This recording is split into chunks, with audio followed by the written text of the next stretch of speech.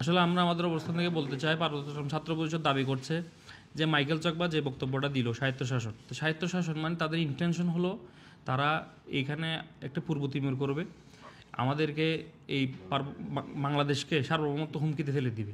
তো আমরা দীর্ঘদিন ধরে বলে আসছি যে এসএস, ইউপিডিএফ সহ কেএনএফ সহ সশস্ত্র সকল সন্ত্রাসী গোষ্ঠী, এগুলো সরকার যথেষ্ট অবহিত আছেন যে তারা কি কাজ করছে, চাঁদাবাজি, অপহরণ।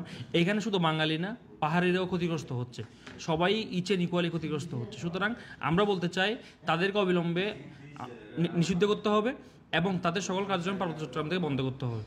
এবং এই যে মাইকেল চাকমা যে বক্তব্যটা দিলেন দেশবিরোধী, তাকে অবিলম্বে আইনের আওতায় নিয়ে আসতে হবে। তার বিরুদ্ধে অনেক রেকর্ড, যে হত্যাকাণ্ড, চাঁদাবাজি সহ তার শত শত রেকর্ড তার বিরুদ্ধে রয়েছে।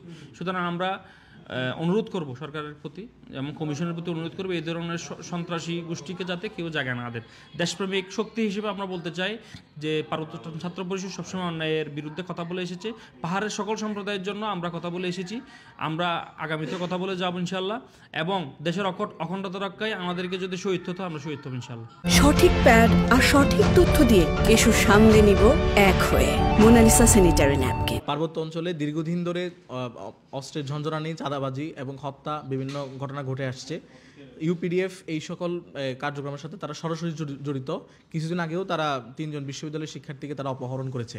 তো এই জাতীয় গণমত ঐক্যমত কমিশনের মধ্যে যে আজকে তারা যে এখানে বসে যে তারা স্বায়ত্তশাসন চাইলো, এটা আসলে দেশদ্রোহিতার শামিল।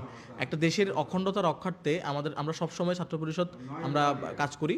তো মাইকেল চাকমার যে বক্তব্য সেটাকে আমরা প্রত্যাখ্যান করছি। আমরা দাবি করছি ইউপিডিএফ সহ, জেএসএস সহ এবং যেসব সশস্ত্র সংগঠন কেএনএফ সহ করে প্রত্যেকটি সশস্ত্র সংগঠনকে সরকার এবং দেশ থেকে নিষিদ্ধ করা হোক, তাদের কার্যক্রম সরাসরি নিষিদ্ধ, এবং তাদের যেসব নেতাকর্মীরা সশস্ত্র আন্দোলনের সাথে জড়িত এই সকলকে ধরে চিহ্নিত করে তাদেরকে আইনের আওতা নিয়ে আসা হোক। আজকে আমরা সংবাদ সম্মেলন করছি মাইকেল চাকমার রাষ্ট্রবিরোধী স্বায়ত্তশাসনের যে দাবি তুলেছে সেটি সম্পূর্ণ অপ্রত্যাশিত এবং বাংলাদেশের সার্বভৌমত্ব এবং অখণ্ডতা রক্ষার্থে আমাদের এই অঞ্চলে এক দুর্বার আন্দোলন গড়ে তুলতে হবে।